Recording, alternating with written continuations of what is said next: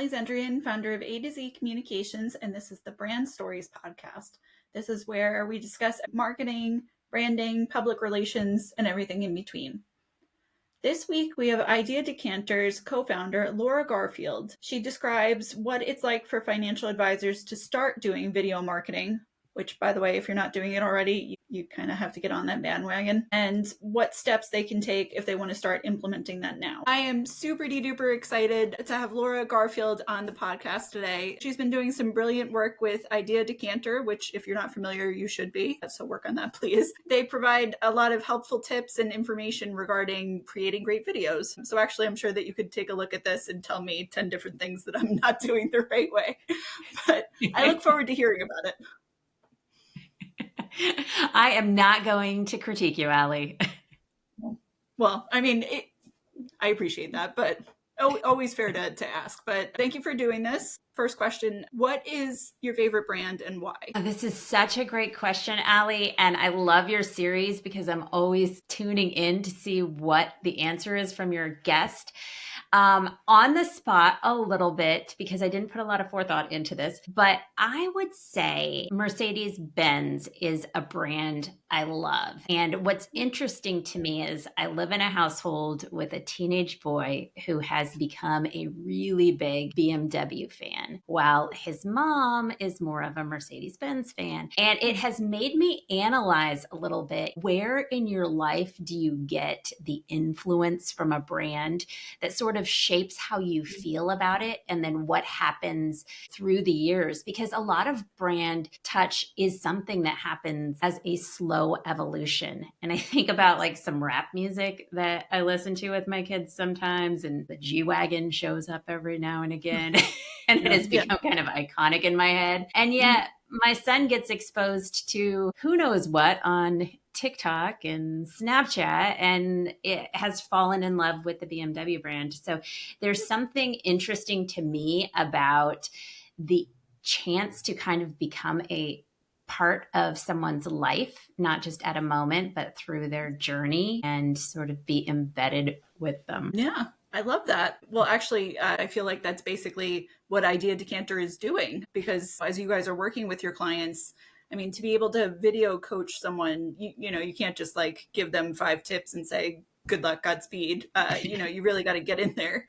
So how do you do that work with clients? Well, we started as an on-site video production company, and there is this experience when you're standing in the room and you're putting the mic on someone and positioning them in front of the camera and lighting them so everything looks great, that we wanted to figure out how to reproduce remotely. And so Idea Decanter is based around this end-to-end video production solution that makes video easy for financial advisors, but does it without actually showing up at your office, hauling in cases of gear and taking over your life, basically. So we have kind of perfected a process of remote video that helps get advisors over those hurdles. Like, I don't feel super confident on camera. I need a little bit of coaching. Or I'm not sure how to set this shot up so I look okay. Or I don't know what to do with this video once I have it produced. How do I actually get ROI out of it? So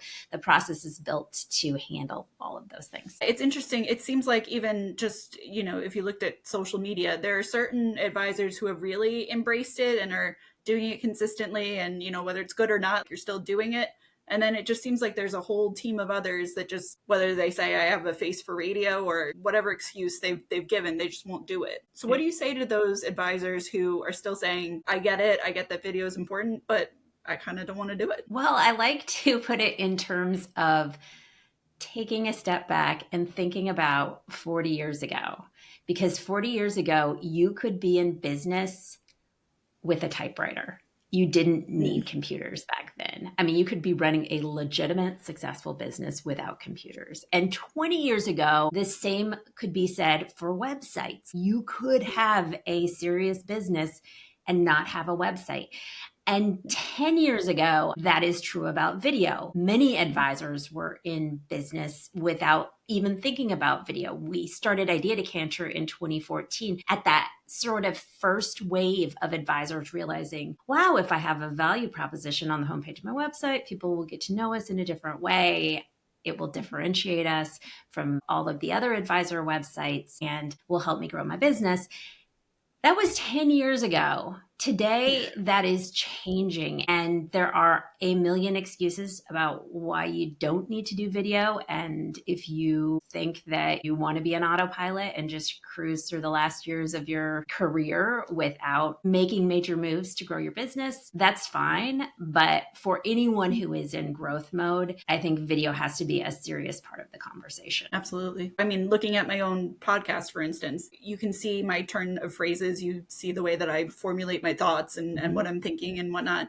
All those things either endear me to you or you decide like, gosh, I can't stand that woman. I'm never going to check out that podcast ever again. But it really moves you up the meter of the know, like, trust factor so much faster, it seems like, than anything else. Yeah, there's some statistic that you get 60,000 times the amount of information watching a few seconds of video compared to reading a few seconds of copy because of the tone of our voice and our body language, the way we look. And all of that helps people begin to build confidence in you. And in financial advising, that's super important.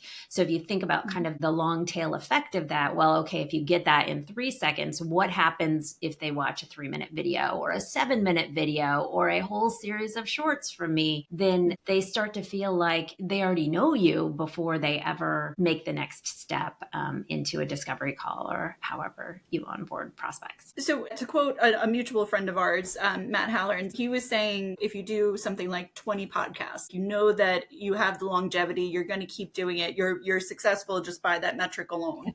Do you feel like with video, is there a certain metric there? And if so, how would you help encourage advisors to stay in the game, even though whether they feel discouraged or just like they're not seeing the results that they want to keep going? Yeah, I love Matt Halloran. I love the Proudmouth brand and what they do for advisors. And I think I've heard this statistic from Matt, something like 90% of podcasts give up before they reach episode 20. And so like just the commitment, the sticking with it is the important part. And that is true for podcasting. And that is true as well for video.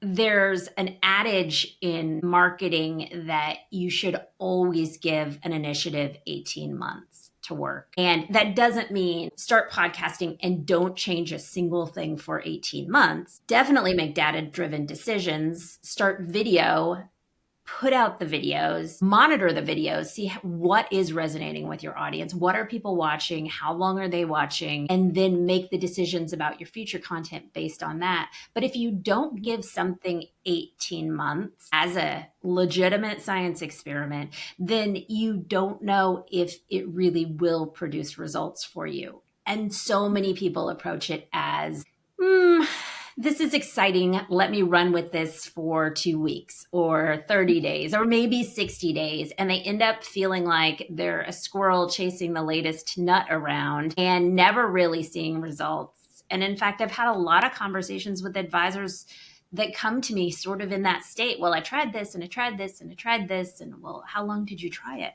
I tried it for a month and nothing happened. Nothing changed in my business. Well, that's always a red flag. Like, so let's change your mindset here about what results look like and how you're measuring them and give it enough time to work. I do the Find Your Finfluence. The whole book is based on the Real Finfluencers series. And that's always a question I ask the advisors on that series who are killing it with video. How do you gauge ROI or how do you know it's working? And it's funny how frequently it comes up. Like, I know it's working because I'm showing up and I'm doing it. And sometimes the results are hard to draw a straight line. It's more of a dotted line, but it's really about having your heart in the right place and committing. Yeah. Well, speak of, so if anybody's interested in purchasing said book, it is right there. It's beautiful and red with the rocket ship on it. But so when it comes to the Finfluence project, you've done a podcast on it. There are many Finfluencers who are, I'm trying to find a nice way to say it, snake oil salespeople or otherwise just not qualified to be saying the things that they're saying. How would you encourage financial advisors to try to be part of that narrative so that hopefully we can tip the scales more toward correct financial advice versus just wackadoo sayings. Yeah, I mean, there is so much noise out there. Something like 80% of 18 to 41-year-olds have gotten financial advice from social media, which that stat came from 2023. So today that might even be higher. I throw this stat out a lot when I'm speaking and have people guess in the audience what percentage. And most people think it's 100% today, which could be legit. But you think about how many people are turning to digital for financial advice and how much of that noise is BS. It does not take long to find some really bad. Get out of your 401k, put it all into property, go full into Bitcoin. You're going to become a millionaire. There's just a lot of noise out there. And if you have solid financial advice and you're sitting there quietly on the sidelines, I invite you to stop being invisible and get out there and make a positive impact on all of what is happening online. Absolutely. I would exclamation point that as well, because whether it's for the advisor themselves and hopefully being able to pick up more business from doing it, or just the planning profession overall, it would just, I think, do wonders to make it seem more serious and have people understand the difference and why they need professional financial advice versus whatever their uncle or so-and-so says. I mean, the term Finfluencer really does have a negative connotation because I think it makes us think about the person out there who is screaming at the camera and telling you exactly what to do, that this is the, like you said, snake oil salesman, the end all be all best piece of advice that will work for you and it'll change your life. And a series of interviews that I do is called The Real Finfluencers. And I hope that more advisors will step up to the plate and become a real Finfluencer. You've got the credentials, you've got the training, you are a fiduciary, your heart is in the right place, you know the good stuff. Well, make content out of that and be part of the solution. Yes. Absolutely. So getting back to what we were mentioning before, so when you were talking about metrics, for anybody who is going to start this, what are some key metrics that you would say, this is what you ought to be paying attention to, ignore that? There is an expectation that you're not successful at video marketing if you don't go viral. And I think that idea should be wiped out because you don't need to go viral to have a real impact on people who are watching and on your business, frankly. The step that I think so many advisors miss is surveying prospects as they come in the door. And so there used to be this belief that you could find one single source of a pathway for a prospect to your first meeting. And today, there are often 30 brand touches with you. Like I was talking about Mercedes-Benz over the course of my life, you will have brand touches sometimes for years with a prospect that you don't even know about these days before they end up in that first call. So the way to start drawing the direct line from those prospects to the business and what you have done in marketing is to do some sort of survey on the way in the door. So whether it's a digital survey that you send out with the first meeting confirmation, or if you're meeting them in person, some advisors we work with will actually print this out. But where have you seen me before this meeting? And like, have you visited our website? Have you watched videos there? Have you visited our YouTube channel? Are you subscribed there? Are you following us on Instagram? All of the places that you might be marketing, put that on the survey. I mean, Allie, your PR, and you'd want to add something in there about, have you read any of the articles where I've been featured in Forbes, where I've been featured in the Washington Post? The cool thing about that is it's adding value and kind of highlighting everything that you have done, even if they don't know about it. So, I didn't know Allie was featured in Forbes magazine. Like, that is so cool. And then with that data, you can start knowing, not guessing, but having real answers to what am I doing over on the marketing side that is driving results. Yes. It was funny that you picked those two. So Forbes, I actually have been in. Washington Post, I'm 99.9% sure I've never made, but always a goal. I'm still young, so I will work toward that. So earlier we were discussing the investment into this and that people feel like, do I want to invest that amount of time? So even from a financial perspective, for somebody to be successful at video, do they need a DSLR and fancy stuff? I think it can be as simple as the phone in your pocket. The expectation for production quality has changed dramatically. I think it was accelerated by COVID, but while I think advisors back in the 20 teens were nervous about recording something selfie style or walking around, I think that is just with the TikTokification of our society. I think it's just become kind of the norm. So I don't think you need a DSLR. I don't think you need a bunch of fancy gear. We do some professional video production through your phone, and our pro gear kit costs $350. And I think you could cut corners and buy yourself a stand for your phone and or a gimbal that you can walk around with your phone on and a microphone and be good. The important piece when it comes to production quality is to think that you want to give your viewer a good viewing and listening experience, like they were sitting across the table from you. So you want to make sure that they can hear you, that they can see you, because there's so much content out there that people don't have the time to stick around for really poorly produced kind of content.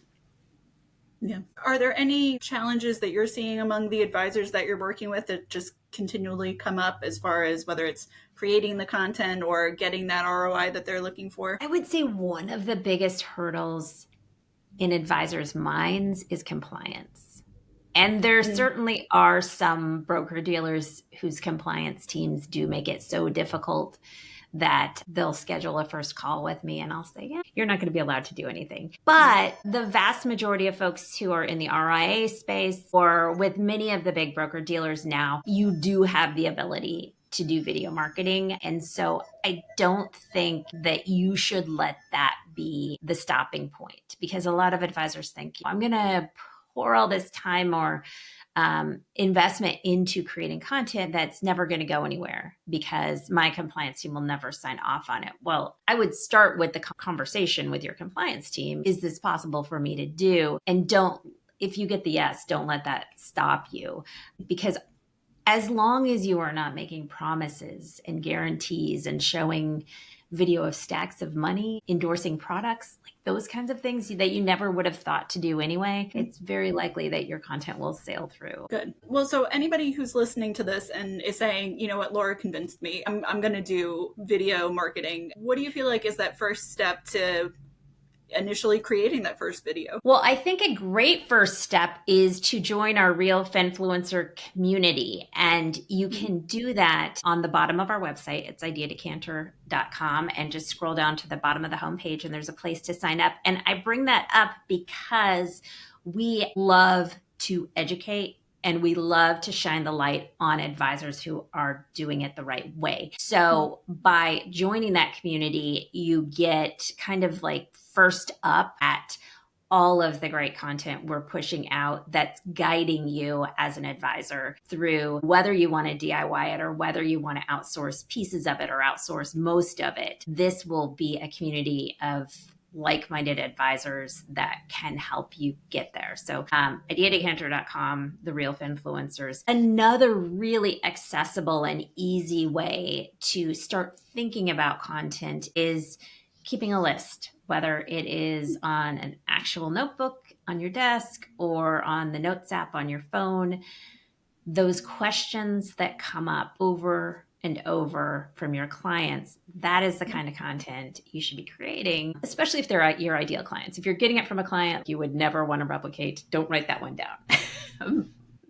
But Good point. barring that, it's a really great way to create content. In fact, I was just interviewing an advisor named Ryan Canfield this morning for the Real Finfluencers, and his hack was to take his meeting notes that he was recording and transcribing and pull out anything that was identifying of the client, and then use use ChatGPT to help generate like ideas for his videos. So he'd drop in a Oh, transcript from a meeting that had been depersonalized and ask ChatGPT to give him short video or long format video ideas of anything that was of value to his audience. He trained his GPT to know who he was targeting. He's specifically for busy millennials. And he said he got all kinds of great content ideas just from taking that short and easy step with AI. love that. I would think that that's also AEO compliant because you could do it in that question answer format. Yeah, and everything we know about the large language models and how AEO search works is the more answers you can provide to questions, the more you will show up. And so that is putting that kind of content on your website, putting it on your YouTube channel, putting it on your social platforms. All of that helps boost you up in the AEO search world. Well, thank you so much for all of this great advice. I hope everybody who's listening takes it and starts implementing it. Or if you have questions, obviously Laura is a great resource. So please feel free to find her on LinkedIn and at Idea Decanter and take advantage of that. Thanks for having me, Thank you. Allie. Yeah, of course. Thank you.